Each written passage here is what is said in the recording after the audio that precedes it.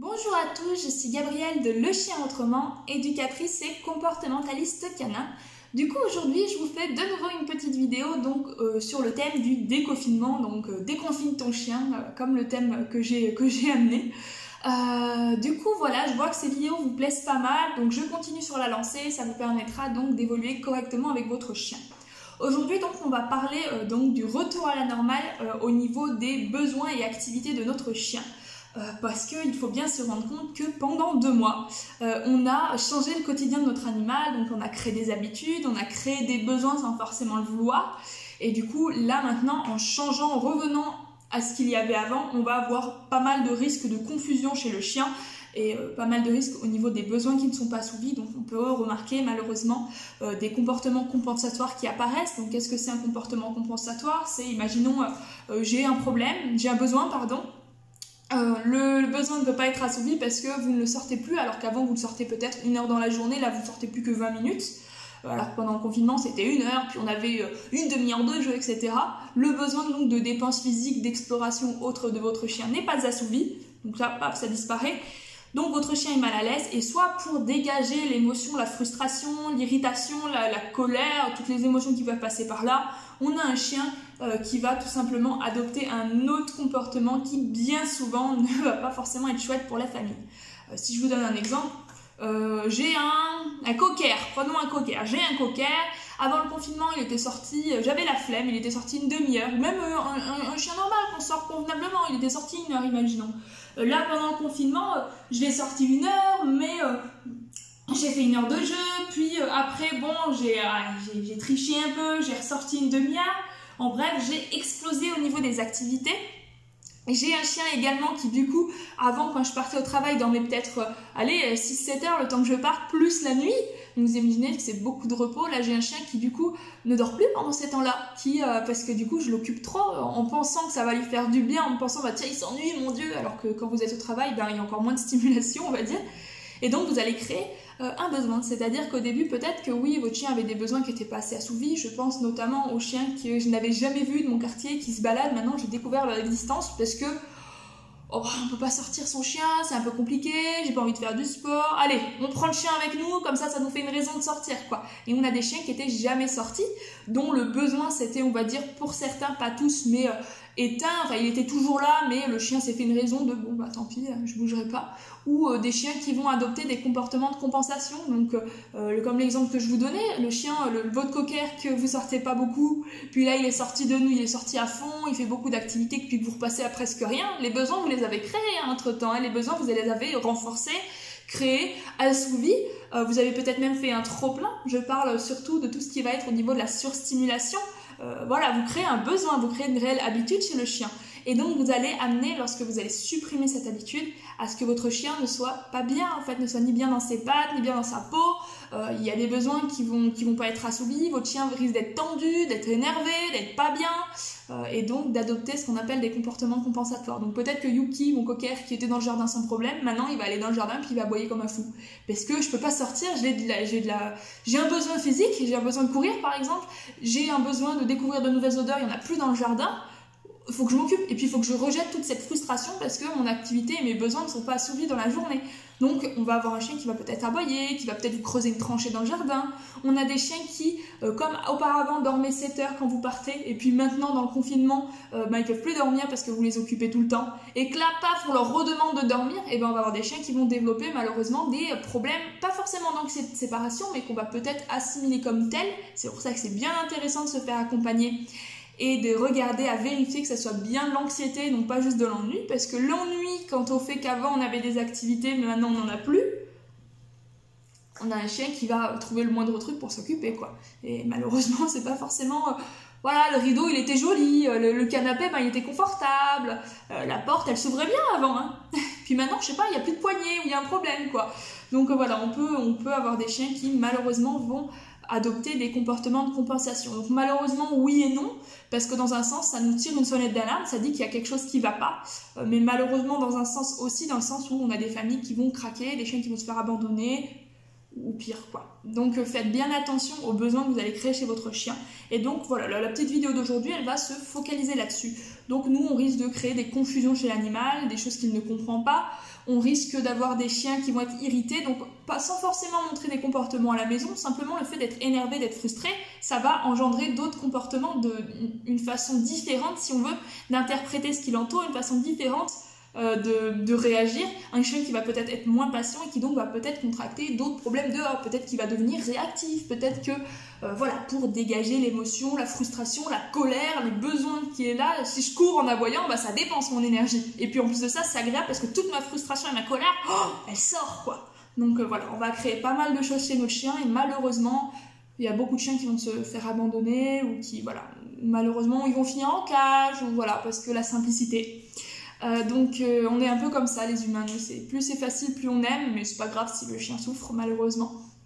Donc bon, on va parler un petit peu des choses à faire pour éviter ces drames quand même.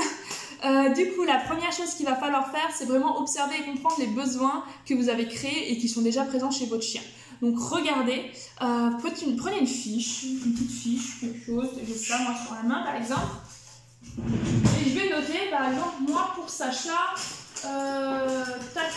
Pour Sacha, ce que j'ai créé comme besoin, que je vais continuer à assouvir parce que je peux le faire, sinon je ne l'aurais pas créé, ça va être ce que j'ai comme besoin, donc ça va être à peu près 1 heure de balade par jour. Donc ça, je sais que je peux l'assouvir à la rentrée. Là, en reprenant le travail, je sais que je vais pouvoir continuer à les faire, donc il n'y a pas de problème. Peut-être vérifier par exemple, parce que je faisais 1 demi-heure le midi, 1 demi-heure le soir sans compter les besoins pipi, etc. Peut-être également compter le fait que c'était séparé d'un certain temps, donc peut-être que mon chien, si je fais qu'une fois 1 heure, il va peut-être s'ennuyer dans la journée, donc faut que j'y réfléchisse à ça. Mais en soi, là maintenant, on note juste. Donc il y avait 1 heure de sortie. J'ai fait quoi d'autre avec Sacha? J'ai fait de la mastication, donc ça, voilà, je l'ai toujours fait, je le ferai toujours, hein. Ça aide les chiens. On a fait des activités de recherche. Et ce qui a vraiment changé, donc ce que j'ai amené chez mon chien, parce que j'ai un chien qui est plutôt tendu et qui a besoin d'extérioriser des émotions et qui n'arrive pas forcément à le faire autrement que quand il croise un chien ou que quand, voilà, c'est pas forcément le moment, on va dire. Donc là, il y a presque plus de réactivité, mais pour l'aider encore plus et que ça soit fini, la réactivité on laisse et ces émotions un petit peu débordantes, j'ai mis des activités physiques en place. Donc j'ai mis par exemple, on tire un petit peu au boudin un peu tous les jours. Voilà, donc j'ai par exemple mis 10 minutes de boudin, donc je vais le noter, je vais me dire hop, on a fait de la traction, donc traction dans le sens de tirer avec la bouche, pas tirer quelque chose, 20 minutes, hop, et qu'est-ce que j'ai fait d'autre? J'ai fait tous les soirs pendant environ, allez, 2 fois 5 à 10 minutes, j'ai fait une activité de travail, j'ai eu appris des nouvelles choses, j'ai un chien qui marche bien au pied, j'ai un chien voilà, qui écoute plutôt bien, et pour continuer à renforcer ça, j'ai fait donc des exercices tous les soirs. Je vais dans un parking juste à côté et j'y travaille, je lui fais des temps de pause, donc pas tous les jours, mais presque, au moins 1 jour sur 2, on travaille. Et donc ça, je le note. Et je vais regarder. Ensuite, le deuxième, donc bien observer et comprendre les besoins que vous avez créés, qui étaient déjà présents. Donc une fois que vous avez votre petite liste, j'ai un besoin de liberté aussi. Ça, je sais que c'est un chien, s'il n'est pas assez lâché, il est tendu et du coup, il a tendance à faire n'importe quoi. Si ce stylo ne veut pas, hop, je vais avoir des difficultés à noter. Et donc, voilà, le fait d'être en libre, quoi. Donc, je prends mes informations que j'ai listées et je vais réfléchir et je vais me dire. Alors, la chose que j'ai mis en avant, j'ai mis 1 heure de balade. Est-ce que quand je vais reprendre le confinement, je vais prendre le déconfinement, je vais reprendre le travail, est-ce que je vais être en capacité d'offrir toujours 1 heure de balade à mon chien? Oui, non. Oui, ok, pas de problème. On peut s'organiser, on peut se donner 1 heure pour se motiver, tout simplement. Non, je réfléchis. Ok, non. Je pourrais pas forcément, je pourrais peut-être que 30 minutes par exemple. Ok. Qu'est-ce que mon chien fait dans la balade? Il renifle. Ok, donc ça c'est un indice. Je vais mettre il renifle. Qu'est-ce qu'il fait d'autre? Il court un peu. Donc là, ça me donne un indice. Ça me donne que je ne peux pas pendant 1 heure sortir mon chien tous les jours. Par contre, je peux 1 demi-heure et il me restera un temps où je vais devoir répondre aux besoins d'exploration, puisque là, j'ai vu qu'en fait, dans la balade, il renifle, et les besoins physiques, parce que j'ai vu que dans la balade, il court. Donc, qu'est-ce que je vais pouvoir faire?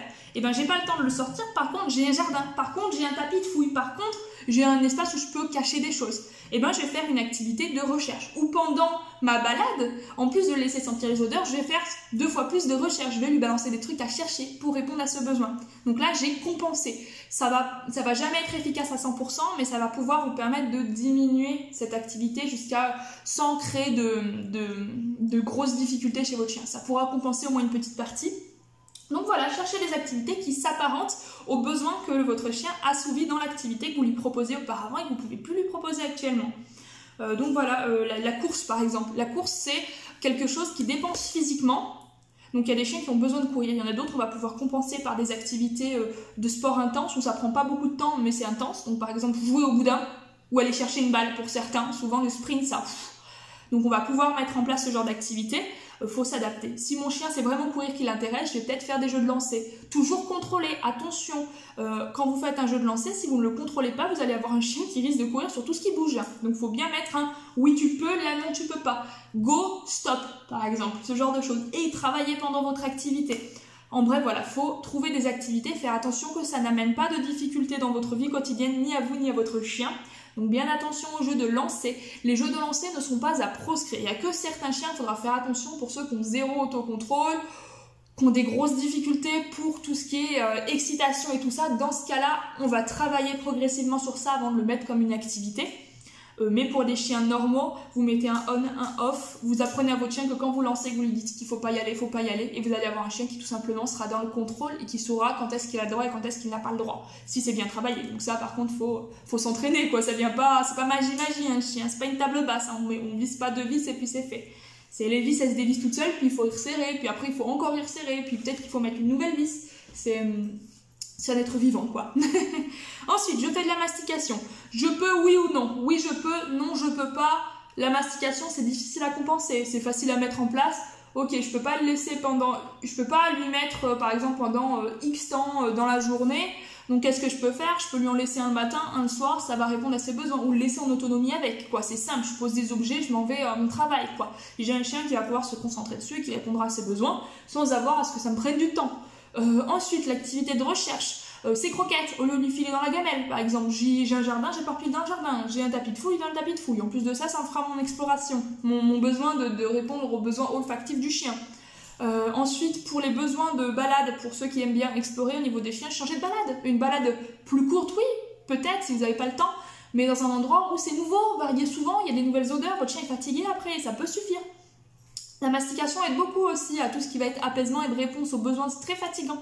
Donc voilà, essayez de compenser sans supprimer non plus, faut pas aller à la facilité, c'est comme pour beaucoup de choses. Si je me dis ah mais je vais faire ça puis ça ira bien, non, à partir du moment où je me dis ça ira bien, non, voilà, si j'ai pris un animal c'est quand même pour m'en occuper, donc je fais un maximum. S'il y a des choses que je ne peux pas faire parce que j'ai pas le temps, parce que mon travail ne me permet pas, parce que ce genre de choses je compense. Mais je vais pas faire ma fine fleur à me dire oh j'ai pas envie, non, j'ai plus envie. Si un jour vous avez pas le temps, vous avez pas envie, oui on peut mettre une activité en place. Mais pas tous les jours quoi. Ou faut vraiment qu'il y ait une raison, n'allez pas dans la facilité non plus. Voilà pour ça. L'activité de traction, donc moi sur le boudin, je peux changer ça à une autre activité comme je vous ai expliqué pour dépenses physiques. En soi la traction sur un boudin c'est pas non plus la mort quoi, c'est 10 minutes dans la journée. Et par rapport à mes activités d'entraînement, je peux peut-être, donc ça jouera beaucoup sur l'écoute de mon chien. Plus j'entraîne un chien, plus il sera capable, si on veut, de répondre à ce que je lui demande. Et inversement, moins j'entraîne, moins il sera dans la capacité de m'écouter. Donc je peux, par exemple, au lieu de faire 10 minutes d'un coup le soir, je peux faire peut-être à la maison 5 minutes. Puis quand je vais le promener le soir pour sa dernière balade pipi, c'est quoi 5 minutes hein. Vous faites un tour, vous faites 2 tours, vous faites sentir les odeurs, une fois que c'est fini, paf, on fait quoi? On fait 5 minutes, c'est rien 5 minutes. On fait 5 minutes d'activité pour enrichir tout ce qui va être autour de l'écoute et donc développer l'écoute de votre chien. C'est rien et ça amène vraiment beaucoup de bénéfices. Donc voilà, la première chose que je vous recommande c'est de lister. La deuxième chose c'est d'essayer de trouver quels sont les besoins dont ces activités vont répondre en fait tout simplement. Quels sont les besoins que ces activités vont permettre de répondre. Donc je liste et puis je cherche des activités de compensation. Voilà, aujourd'hui je sais que je peux pas parce que je travaille 8 heures. Demain je peux parce que je travaille 6 heures. Mais aujourd'hui, qu'est-ce que je peux faire pour toi? Qu'est-ce que je peux faire pour t'éviter d'être mal? Parce que t'es mon chien, oui, mais tu es un membre de ma famille et je te considère comme tel. Donc, à mon sens, une personne qui prend un chien, elle en est responsable. Vous n'êtes pas maman, papa du chien, mais vous êtes le guide, vous êtes le référent, vous êtes la personne qui donne à manger. Donc, à mon sens, quand on donne un nom à un animal, c'est qu'on s'engage à s'en occuper. Voilà du coup pour ça. Sinon après ce que je veux vous conseiller là maintenant pendant que vous êtes encore avec eux pour faire un essai et voir au niveau des besoins de votre chien, ça serait d'essayer de voir progressivement à diminuer les activités et à les compenser dès maintenant. Donc c'est à dire que là maintenant vous avez le temps de travailler les choses, après vous allez travailler. Donc peut-être commencer dès maintenant à se poser les questions, à trouver quels sont les besoins, donc comme on en a parlé tout à l'heure, et peut-être dès maintenant progressivement à transformer. C'est à dire que je vais, au lieu de faire ça uniquement quand je vais commencer le travail, je vais m'y mettre un peu avant. Donc au lieu de tout simplement d'un coup d'un seul pas, je te donne pas autant de balades et je te donne une autre activité à la place, et donc ça peut te perturber, et peut-être qu'avant je te donnais 1 heure, je vais te donner peut-être 50 minutes, et après 10 minutes d'autres choses. Et puis je vais compenser. Et vous allez pouvoir retrouver un équilibre qui sera jouable après le confinement. Pensez à après le confinement. L'après est très important. Si vous réfléchissez à l'après uniquement quand vous êtes dans l'après, c'est disons que vous êtes beaucoup plus en galère et c'est à ce moment-là en principe qu'on m'appelle. C'est parce que c'est un peu... Voilà, on aurait pu faire les choses avant mais on n'a pas pris le temps, du coup maintenant on a besoin d'aide, tout simplement. Donc je vous recommande vivement de réfléchir dès maintenant et de trouver des solutions de compensation aux activités et aux besoins que vous avez créés. Parce que quand vous donnez une activité à votre chien, il faut bien penser que vous créez un besoin, vous créez une habitude, vous créez une forme d'attente chez votre chien. Combien de chiens qu'on nourrit à la même heure vont être là 10 minutes avant pour vous demander à manger ? Parce qu'ils savent très bien qu'ils mangent dans 10 minutes. Les habitudes se créent, le chien est très capable de comprendre ses habitudes et peut en avoir besoin. Il y a des chiens, ils ont besoin de leur monotonie, de leur vie où on se lève à 7h55, on va manger à 8h par exemple, on va aller se promener à 8h10. Alors, on a des chiens qui sont très réglés là-dessus. Donc maintenant que vous avez le temps et que c'est pas encore le travail, prenez le temps de le faire convenablement. On va progressivement aller au déconfinement. Voilà, on prend le temps, on essaie de le faire un petit peu à l'avance, comme ça évite que le chien en pâtisse et puis que vous, derrière, vous en puissiez plus.